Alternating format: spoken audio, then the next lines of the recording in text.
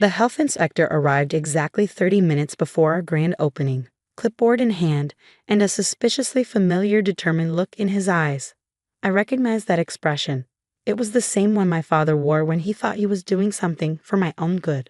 I'm Olivia Martinez, though in the culinary world, I'm better known as Chef Liv. At 36, I've spent the last 15 years building my career in the restaurant industry, despite my parents' constant attempts to derail what they call my hobby and push me back toward medical school. This is an unscheduled inspection, the man announced, flashing his badge. We received an anonymous tip about potential violations. Anonymous, right? Just like the anonymous complaint that had delayed our liquor license and the anonymous calls to our suppliers questioning our credit. My parents' fingerprints were all over these roadblocks, though they were too careful to leave any actual evidence. Of course, I smiled professionally, ignoring the chaos this would cause to our opening night preparations. James, please show the inspector our documentation while I call our restaurant group's legal team. That last part made the inspector pause. He'd probably been told this was just a small independent restaurant, an easy target for harassment. The mention of a corporate legal team clearly hadn't been part of his briefing. What my parents didn't know, what almost no one knew, was that I wasn't just opening a single restaurant. Harvest Table was the newest addition to the Verdi Restaurant Group, one of the most successful hospitality companies in California, a company I'd secretly founded 10 years ago. My parents, Dr. Robert and Dr. Catherine Martinez, probably thought they were being clever. They'd spent years trying to redirect my culinary ambitions, first with guilt. We spent a fortune on your pre-med education. Then with manipulation. No man will want to marry a chef. And finally with outright sabotage. When I opened my first restaurant, officially owned by a holding company to hide my involvement, they'd somehow engineered a gas leak inspection that shut us down for a week. The second restaurant faced mysterious electrical issues. By the third, I learned to operate completely under the radar, using layers of corporations and trusts to mask my ownership. Now I own 15 successful restaurants across California, each one carefully distanced from my name. I worked openly as a chef, letting everyone assume I was just another culinary professional. Meanwhile, the mysterious owner of Verdi Restaurant Group was known only as Elon Holdings, my initials hidden in plain sight. Chef, my sous chef Marco's voice pulled me from my thoughts. The inspector wants to check the walk-in. Fine, I said, watching the man head toward our immaculate refrigeration unit. But call Linda in legal anyway, and push our opening back 30 minutes. My phone buzzed. Speaking of parents, there they were. Their timing was never coincidental. Olivia, darling, my mother's voice dripped concern. We just heard there might be some problems with your little restaurant's opening. Maybe this is a sign that it's time to reconsider your choices. You know, Dr. Peterson at County is still willing to hold a residency spot for you. Everything's fine, Mom. I cut her off, watching the inspector scrutinize our temperature logs. The inspection is just a formality. Inspection? Her surprise would have been convincing if I hadn't known better. Oh dear, that sounds serious. Your father and I were planning to come to your opening. But perhaps we should wait. Actually, I set a plan forming in my mind. You should definitely come. In fact, I'm reserving you the best table in the house. It's time you saw what I've built. There was a slight pause. What you've built? Just be here at 7, I told her. Both of you. Dress formally. This isn't a casual dining establishment. After hanging up, I gathered my staff for an emergency meeting. These people weren't just employees. They were loyal team members who'd worked with me across multiple restaurants, though none of them knew I was their actual boss. Listen up, I announced. Tonight's going to be interesting. My parents are coming, and they're probably expecting to see me fail. I need everything to be absolutely perfect. The team's response was immediate and determined. They'd all heard stories about my parents over the years, seen their attempts to interfere with my career. This wasn't just professional anymore. It was personal. The health inspector left 2 hours later, frustrated at finding nothing to cite. Our documentation was perfect, our facilities immaculate. I learned long ago to run everything by the book, knowing my parents would look for any weakness to exploit. As evening approached, I stood in the dining room, surveying the space we created. Harvest Table was my most ambitious project yet, a farm-to-table concept that combined California's fresh ingredients with the classical techniques I'd learned in France. The decor was elegant but welcoming, with warm woods and subtle lighting that made everyone look their best. The kitchen was my pride and joy, completely open to the dining room, allowing guests to watch their food being prepared. I designed it specifically to showcase the professionalism and skill of our culinary team. Tonight, it would show my parents exactly what their hobby chef daughter could do. At 6:30, Marco approached with news that made me smile. "Chef, reservations just called. Your parents tried to change their booking to a different night. Said something came up." "Let me guess. They claim to have a medical emergency. Hospital board meeting, actually." I nodded, having expected something like this. "Call them back. Tell them their reservation has been moved to the owner's private table and cannot be changed. And Marco, make sure they understand that LN Holdings specifically requested their presence." "You're going to tell them?" Marco asked, knowing only that I had some connection to the restaurant group's mysterious owner. "I'm going to show them," I corrected. Sometimes people need to see the truth in high definition. As the first guests began arriving, I felt the familiar energy of a restaurant coming to life. The buzz of conversations, the clink of glasses, the rhythmic sounds of knives on cutting boards. This was my real passion, the world I'd chosen despite every obstacle my parents had thrown in my path. At exactly 7 o'clock, they arrived. My father in his custom suit, my mother in designer evening wear, both looking like they'd rather be anywhere else.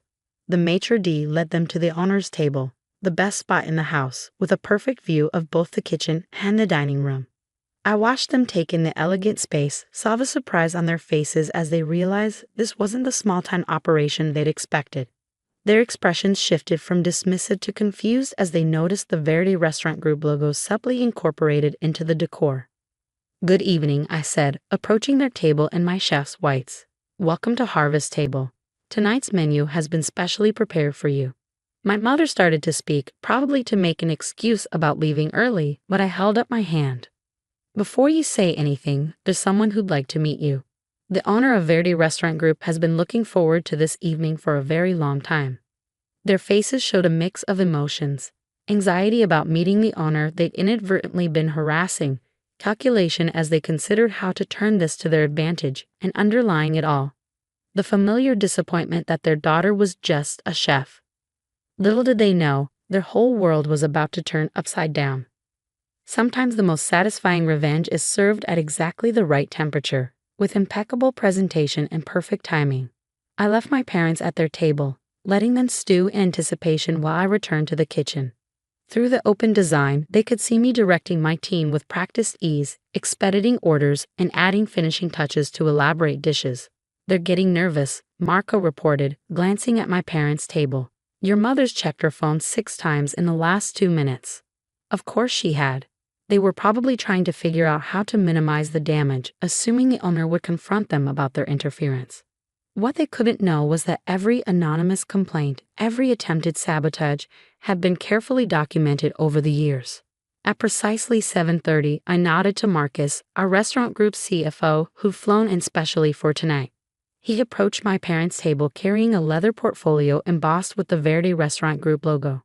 "Dr. and Dr. Martinez," he greeted them formally. "I'm Marcus Chen, Chief Financial Officer of Verdi Restaurant Group. Before you meet our owner, there are some documents you should review." The portfolio contained a complete history of their interference, dates, times, names of officials they'd contacted, even recordings of phone calls they'd made to our suppliers.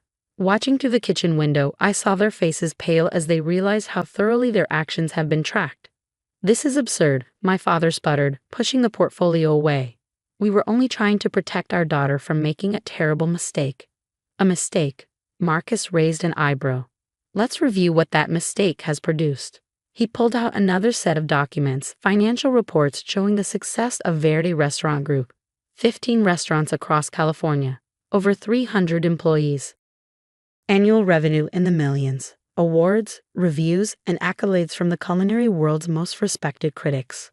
All of this, Marcus continued, built by someone you dismiss as making a mistake, someone who chose to follow their passion instead of your prescribed path. My mother's hand shook as she reached for her water glass. Who owns all this?" That was my cue. I removed my chef's coat, revealing a tailored blazer underneath, and walked to their table. Without a word, I sat down and pulled out my business cards. the ones I rarely used, displaying my full title. Olivia Martinez, CEO and owner, Verde Restaurant Group. The silence that followed was absolute. That's impossible, my father finally managed. You're a chef. Just a chef. No, I corrected him. I'm a chef because I love cooking. I'm a business owner because I'm good at it. And I'm successful because you taught me an important lesson. Sometimes the people who should support you the most will become your biggest obstacles. All this time, my mother whispered, looking around at the restaurant, my restaurant, with new eyes. Every time we tried to stop you, you were actually trying to sabotage your own daughter's multimillion-dollar company. I finished for her. Ironic, isn't it? You wanted me to be successful, but couldn't recognize success unless it fit your narrow definition. The kitchen behind us hummed with activity, my team executing the choreographed dance of a high-end service with perfect precision. Through the windows, we could see the dining room full of happy customers enjoying meals I had designed.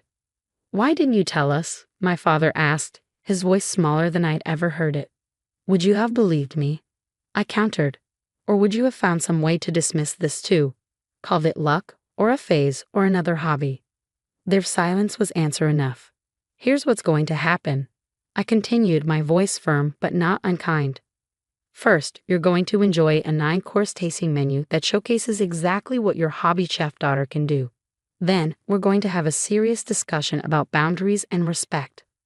Over the next 3 hours, I watched my parents experience my culinary vision through each carefully crafted course.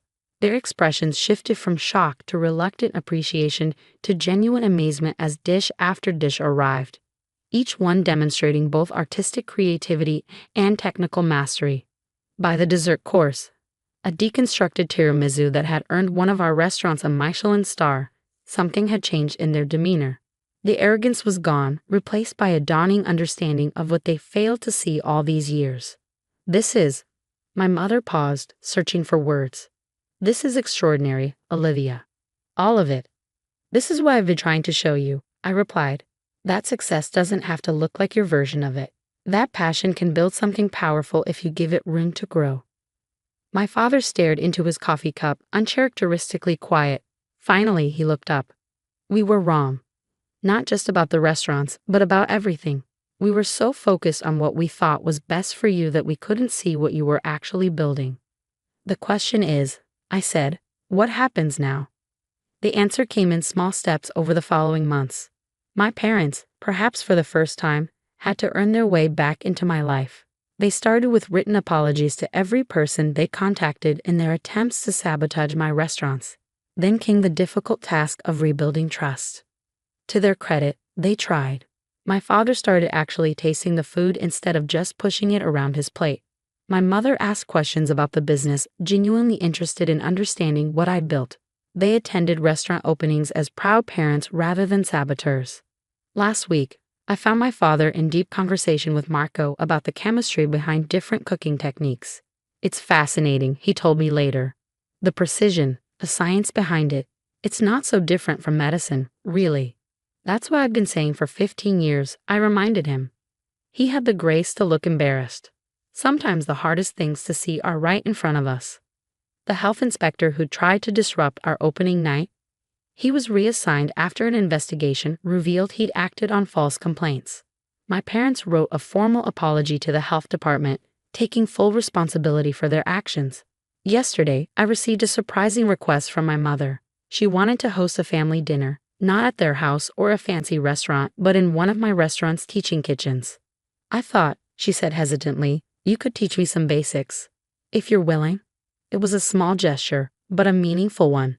An acknowledgement that maybe, just maybe, her daughter had something valuable to teach her. The Verde Restaurant Group continues to grow. We're opening our 16th location next month. A cooking school and restaurant incubator designed to help other passionate chefs build their dreams.